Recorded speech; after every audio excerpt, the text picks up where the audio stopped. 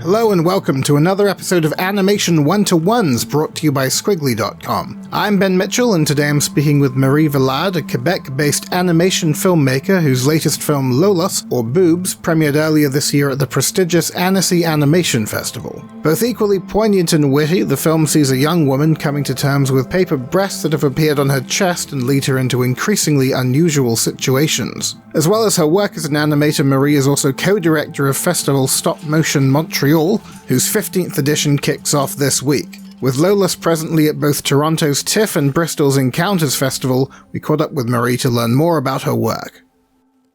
You started at, was it Concordia? Yeah, I studied at Concordia.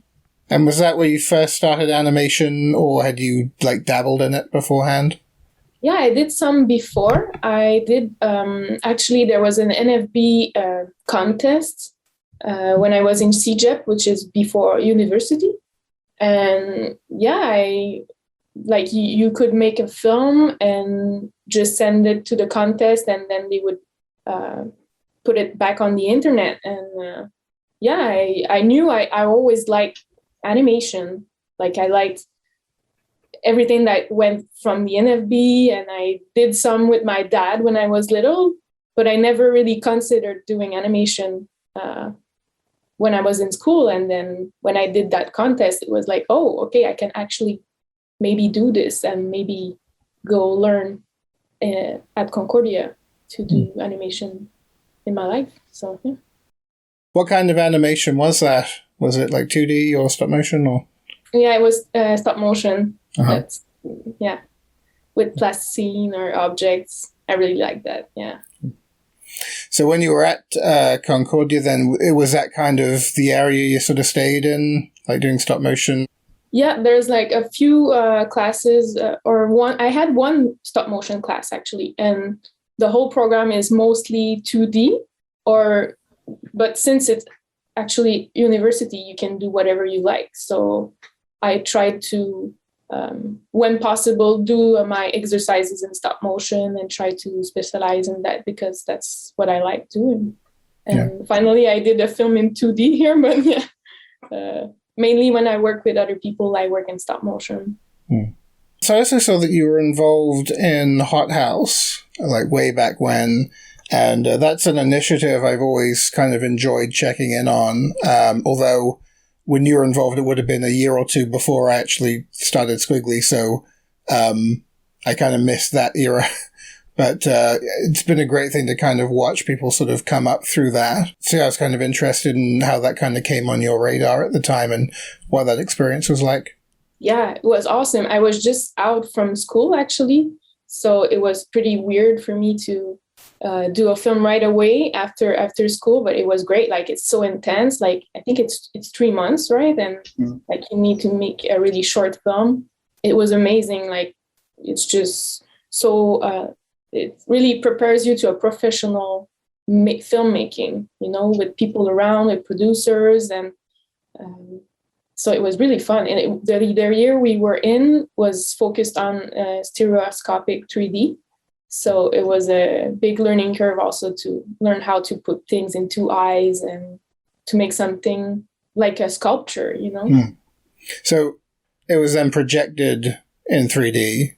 Yeah, but since most of the festivals were in 2D, we didn't see it really how it was intended, And I did some crazy stuff, influenced a bit by Theodore Ruchev that was at the NFB at that time, and doing one thing in one eye and not in the other, and doing weird things that couldn't translate in 2D. But yeah, I really had fun with the technique. Yeah. That's interesting. So had he been doing stuff like that at that point?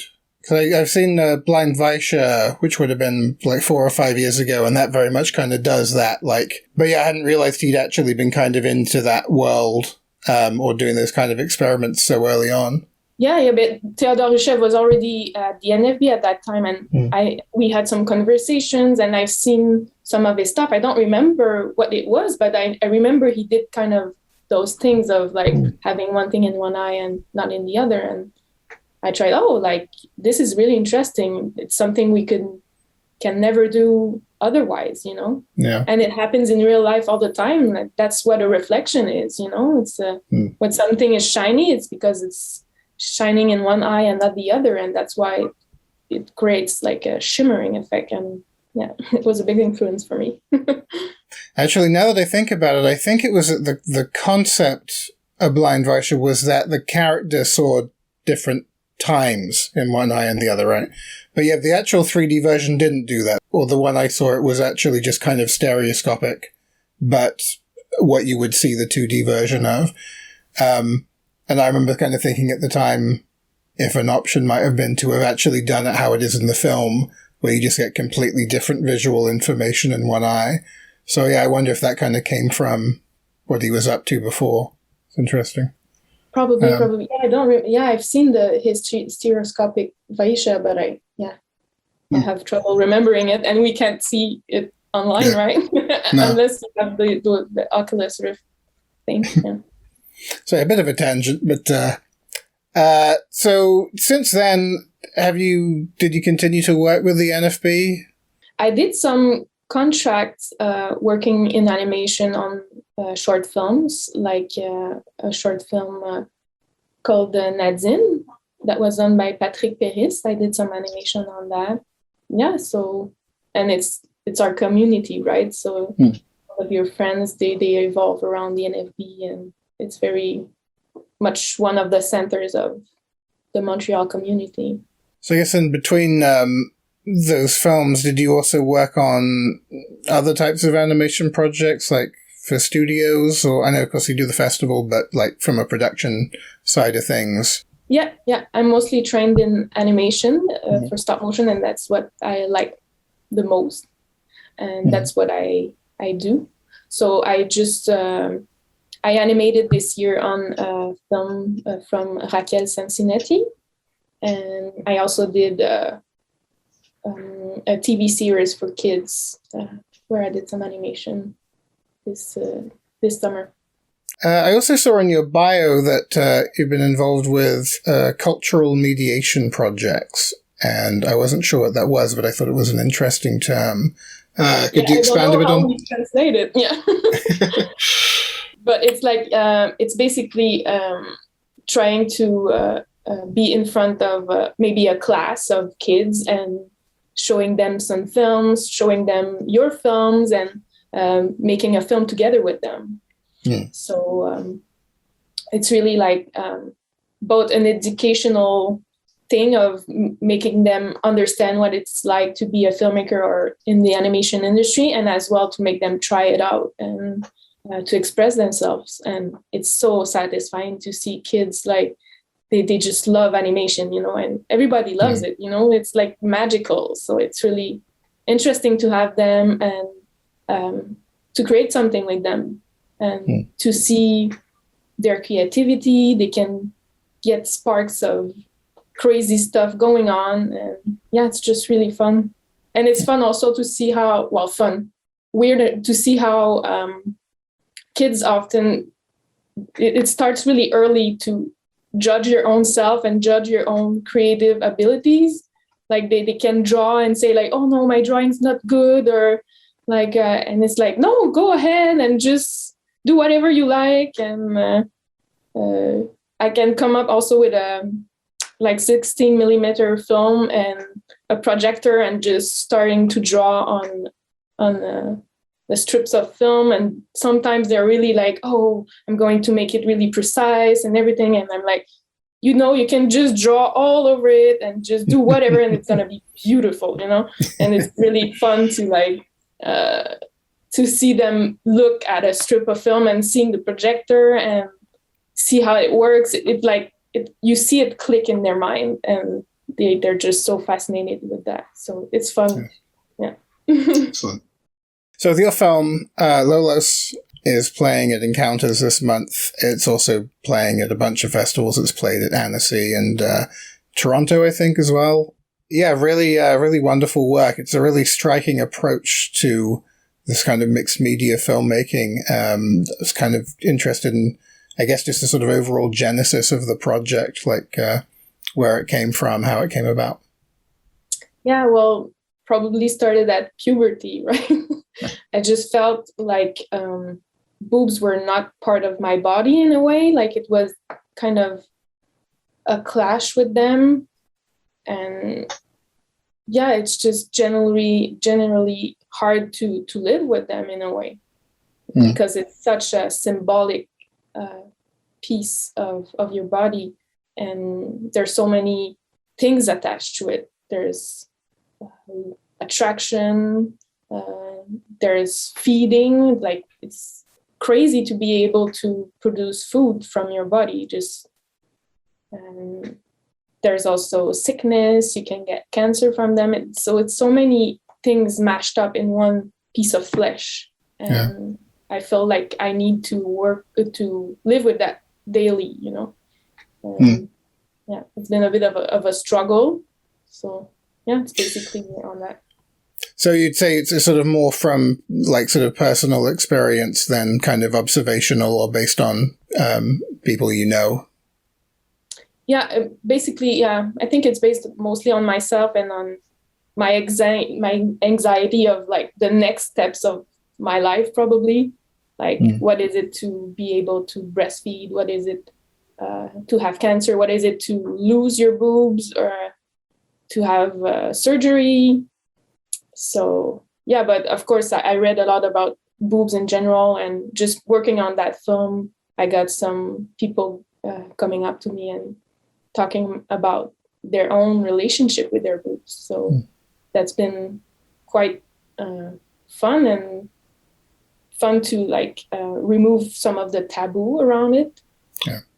I even met a woman that had a mastectomy, and she showed me the scar, and she told me everything about how she needed to massage it and how it was hard for her to be losing that part of herself, and how much she loved her boobs, and that so that's been really touching to open up that door with that project and that film.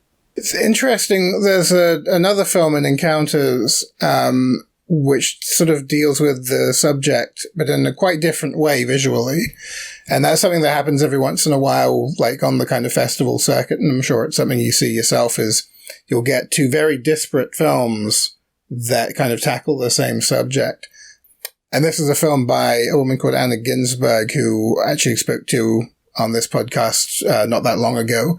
They both make interesting sort of points, I guess, about that sort of duality of the body as something that's, you know, advantageous in certain respects, but then it's burdensome in others. I guess from a production standpoint, was this something that you pitched for to kind of get it going, get like a crew together, or was it like independent? Yeah, it was independent. I needed to go get some grants, so I actually write it out many times and changed it quite a few times. I had a artist residency where I could write and rewrite my thing and do some tests. But yeah, I've seen the film you're talking about in Encounters, and yeah, it's funny to see how it's like the invention of the wheel, you know. It's like or photography, like if everything many people can invent the same thing at the same time or have a view of it. There's even a feature that's coming out of someone where her boobs is speaking to her. Okay. Yeah, with Salma Hayek.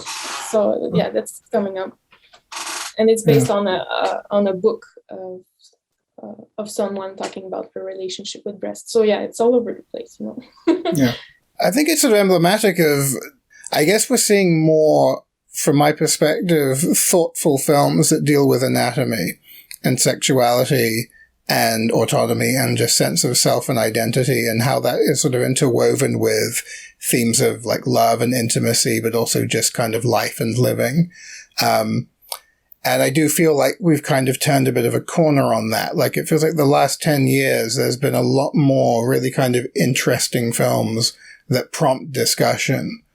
And I don't know if you agree with that, but And I find it quite refreshing because I think that up to a certain point, animated shorts about, boobs would usually be made by male directors. They would be comedic.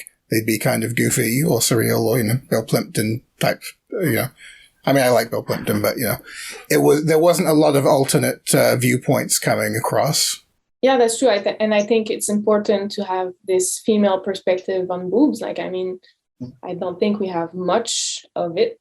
And yeah, I totally agree that it's been a trend also to focus on the body and to come back to it. But I think it's like a circle or it's a cycle. Like we go into it and then we lose it, and it's gonna come back. And in art history over time, I guess. And I'm maybe Laurie Malépart Traversy as well, that she did a film on the clitoris. So yeah, it's all linked. Yeah. Evan Slur's monologue of the vagina. Is that the translation in English? Yeah, but yeah, I wanted to have something similar, but for boobs, because I felt that we didn't talk about it much. So, yeah. You mentioned that it changed when you were applying for grants and stuff. Was that like the concept of the film or the story of the film or like the look of it? Yeah, the look of it changed a lot. Like I did some grants. I knew I wanted to have some cutouts, but I got like, you apply for grants and then you get a no and you're like, oh, what can I do? And then you call them, you think what's happening, or you can get some feedback, and then so it's changed a lot, but the concept was still the same. It was just like how do I portray that and how do I bring it up in a structured way, Do you feel that it's better for that process, like having had more feedback and being sort of guided, I guess, to change the visuals? Yeah, they don't really give you like much of what to change or else that like there's something that's not working or that the structure is not working. But yeah, I think as an independent filmmaker, you need to find like a crew or something or people around you to give you feedback. Like you have in school, that's so important, is to have like your teacher and your classmates to be able to discuss about your film.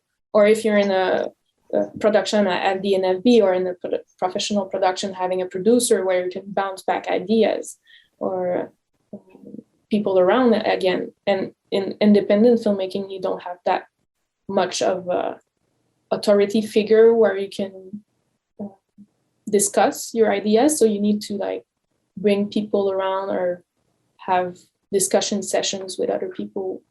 See, a certain like elements, I guess, of the visuals that kind of worked, I thought particularly well. I mean, the idea of the kind of detachable nature and them being sort of like photocopies, adding this kind of tactile element, was that always in it as a sort of visual concept? Yeah. Very early on, I thought like I needed something to separate from the girl and her boobs, to have something visually different. Like they're coming from two different worlds. Yeah, it was very, very early on. Yeah. I guess the other thing that kind of knowing your other work and your interests, was a stop motion element ever kind of on the table as far as this film goes? Yeah, well, I thought of the cutouts a bit like stop motion in a way. And finally, I had so little time to do my film that I asked someone else to do it. So, yeah, two animators, Vincent Etier and Mathieu Girard, did the cutouts. But yeah, I wish I could do a stop motion film at some point, but at the same time, I just feel like since I'm so into stop motion in general, it's just hard for me to imagine me doing it in a way, because you see like big productions and like big spaces, wonderful puppets, and then you have a tiny little budget for an independent film, and you don't know where to start. And I don't think it would be a good film in stop motion in a way either. Like I needed 2D, and I needed rotoscopy to have the reality aspect of it, and also the imagination. So I think I chose a technique that fit best for the film with what I have there, and what easier to manage in a way. And my studio is like baby small. Yeah. I just need pencils and paper basically. So that's quite fun. When it came to the rotoscoping, then, so are you the like primary performer? Yeah. But you had other people as well. I mean, is it tricky, I guess, directing or getting a performance out of people when it's going to later be kind of put into an animated environment? So do you film that first and then do the layout, or do you do the layout first? Yeah, I filmed that first, and then I rotoscoped on top. But Okay. yeah, it was it was people I knew. It was my sister, and my boyfriend. So it was really easy in a way. Mm-hmm. Like they know me, and I guess since it's rotoscopy, you just need to accentuate a bit more what you want to play out, because if it's too subtle, it would just get lost. And having a good silhouette. But other than that, it was a really fun process of filming that. And also a bit weird. Like I did film myself almost naked most of the time. So, yeah. You mentioned before about when you were making the film and how it kind of opened up some interesting discussions, and you learned some things. And given that it's gotten some pretty major exposure through some of the really quite big festivals recently, has that in and of itself led to any kind of interesting feedback or reactions or discussions from it? Not yet, I must say. It's weird because it's all online, so it's very much abstract. I haven't had a real audience yet, where I can sit in an audience with people I don't know and just see what comes, where they laugh, where they feel like uneasy in a way. So I've just looked at it with friends or family members that I could have some feedback from. But yeah, that it's been interesting as well to have this really micro screenings or feedbacks. Yeah, that's interesting as well. And yeah, people do tell me that they reflect about their own relationship with boobs. I think women relate to it on a more personal level. But I did have some men as well that did reflect on boobs. And one of the most satisfying comment I got is that someone told me he wanted to speak with women, And so that's, if the film can do that, I mean, it's perfect. I think we need to talk about that. So it would be fun if I would be part of the conversation. Or just have an echo of of the discussions. But yeah, it's fun to generate discussions. Now, I did enjoy the sort of segment in the film that kind of addresses the sort of male gaze component of the whole thing. I thought that was really nicely done. I also quite liked that it was sort of done with marine life. Just sort of had that kind of like surrealism, I guess. Before we go, it'd be great to talk a little bit about Stop Motion Montreal. And it's kicking off this month. And you have been the co-director. Is it this the third year now? Yeah. Fantastic. So, how did you come to take that position? Had you been part of the festival previously?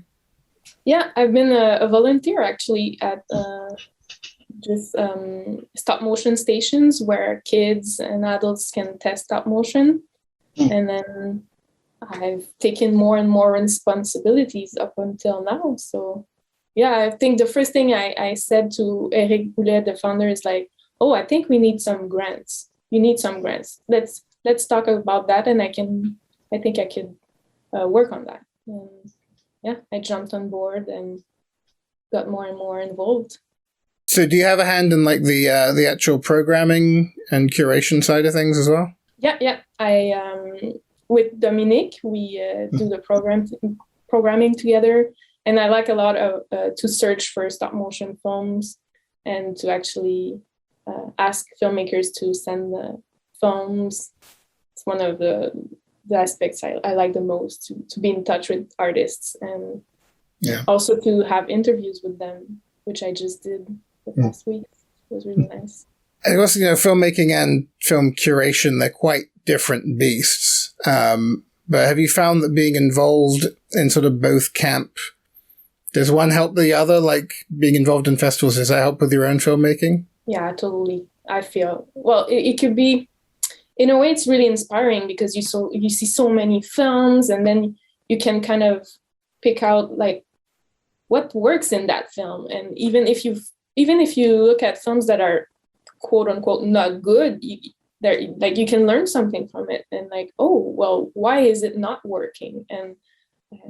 And just being immersed in films is just really a great inspiration.